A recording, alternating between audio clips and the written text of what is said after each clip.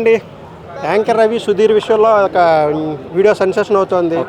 హిందూ సంఘాలని ఈ మనోభావాలు దెబ్బతిన్నాయని చెప్పేసి. ఏంటి మీరు విన్నారా అది video?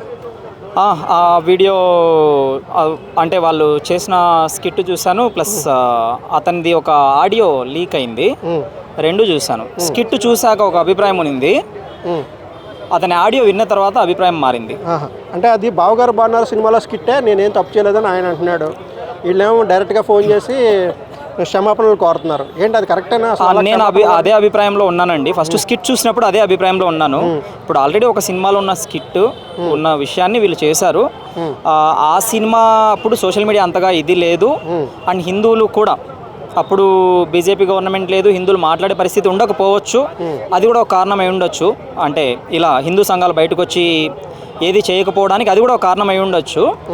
What ever may be the reason. నేను అనుకున్నది ఏంటి అంటే వాళ్ళు కావాలని అయితే చేసి ఉండరు, కాబట్టి వాళ్ళు ఒక క్షమాపణ చెప్పి ఇంకోసారి ఫ్యూచర్లో జరగదు అని చెప్పింటే సరిపోద్ది అని నేను ఫస్ట్ అనుకున్నాను. బట్ అతను ఆడియో ఒకటి లీక్ అయ్యాక నేను కొంచెం నా యొక్క అభిప్రాయాన్ని మార్చుకోవాల్సి వచ్చింది. సో అంటే ఏం చెప్పాలంటారు? క్షమాపణ చెప్పాలంటారు తప్పనిసరిగా? క్షమాపణ చెప్పినా చెప్పకపోయినా కూడా ఇంకోసారి పొరపాటు జరిగింది, క్షమించండి అనాల్సిన అవసరం కూడా లేదు. పొరపాటు జరిగింది, ఇంకోసారి జరగదు అని చెప్పింటే సరిపోయేది. కానీ అతను ఆడియో లీక్లో ఒక మాట జారాడు. దానిపైన అయితే హిందువులు, యాజ్ ఏ హిందూ, ఒక హిందూగా నేను కూడా అతని జీవితంలో క్షమించకూడదు అనుకుంటున్నాను. అంటే అతను మాట్లాడిన మాట ఏంటి అంటే, అతను ఒక హిందూ అయి ఉండి నువ్వు హిందువు కదా ఇలాంటి వీడియో ఎలా చేశావు అంటే దానికి సమాధానంగా ఇంకోసారి జరగదు, పొరపాటు జరిగిందని చెప్తే సరిపోయేదానికి నేను హిందూ కాదు, నేను ఒక ఇండియన్ని, నేను క్రిస్టియానిటీ ఫాలో అవుతాను, ముస్లిమ్స్ని ఫాలో అవుతాను అని అన్నాడు.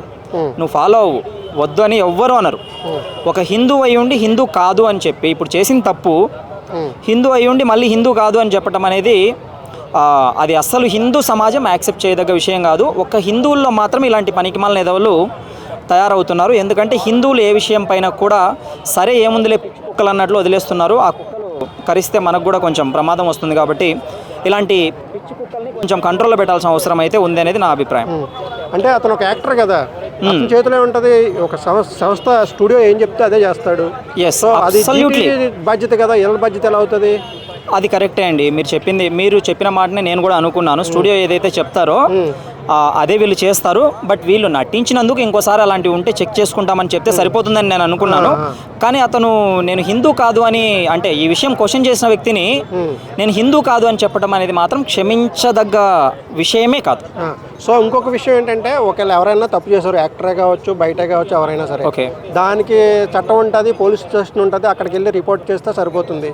డైరెక్ట్గా అతనే హిందూ సంఘాలే కాల్ చేసి సారీ చెప్పమని అడగడం కరెక్ట్ అని అంటారా? మీకు ఏమనిపించింది? అంటే అది ఇంటిమిడేషన్ కదా, అంటే బెదిరించడం లాంటిది కదా? అది అయితే మీరు అడిగిన క్వశ్చన్ వ్యాలిడ్ పాయింటే. చట్టాలు ఉన్నాయి, వాళ్ళు చర్యలు తీసుకుంటారు. అయితే ఇతను ఏంటి అంటే అతన్ని ఫోన్ చేసి ఇలా జరిగింది కదా, ఎక్స్ప్లెనేషన్ అడిగారు, వివరణ ఇవ్వండి అని అడగటము అనేది అది ఇంటిమిడేషన్ కిందికి వస్తుంది అనేసి నేను అనుకోవడం లేదు. అంటే ఆల్రెడీ పొరపాటు జరిగింది కాబట్టి వాళ్ళు పొరపాటు జరిగింది అని అంటే అది ఎక్కువ ల్యాగ్ కూడా అయ్యేది కాదు. పొరపాటు జరిగింది ఇంకోసారి జరగదు అని ముందే చెప్పుంటే అది ఎక్కువ ల్యాగ్ అయ్యేది, ఇంత దాకా వచ్చేది కూడా కాదు, అసలు ఇంత డిస్కషన్ ఉండేది కాదు.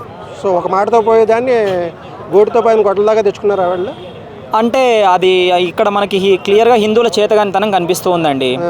ఏంటి అంటే హిందువులు ఏమీ అనరు, ఇంకా మనం అంతకంటే ఏం చేస్తామండి? ఇంకా అంతకంటే ఏం దిగజారుతారు చెప్పండి? హిందువులు అంత దిగజారినా కూడా ఏమాత్రం చలనం ఉండకూడదు, మీరేమో లాయర్ ప్రకారం వెళ్ళాలి, వీటికి ఏం కేసులు అవుతాయి చెప్పండి?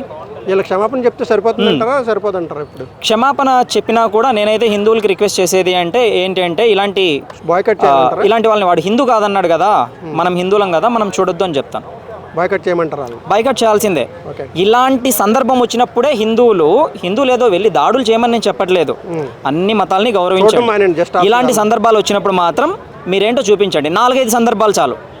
ఇంకెవ్వడు హిందూయిజం గురించి మాట్లాడితే అప్పుడు అడగండి. So Sudheer programmes, Ravi programmes ban చేయాలి, బాయ్కట్ చేయాలి, అంతేనా? అదే నేను చెప్పేది. అందులో ఎటువంటి అబ్జెక్షన్ లేకుండా వాళ్ళని ఏమి ఇంకా ఫర్దర్ ఫోన్లు చేయొద్దు, వాళ్ళని క్షమాపణలు అడగొద్దు, ఏమీ అడగొద్దు. హిందువుల కూడు తింటున్నారు కదా, హిందువులు చూస్తే తింటున్నారు కదా, ఓకే, వాళ్ళు చెప్పిన ఆ ఇండియన్స్ ఎవరో, వాడు హిందూ కాదు ఇండియన్ అన్నాడు కదా, ఆ ఇండియన్స్ ఎవరో వాళ్ళు చూస్తారు, నిజమైన హిందువులు ఎవరు చూడకండి. అది నేను చెప్పేది. Thank you.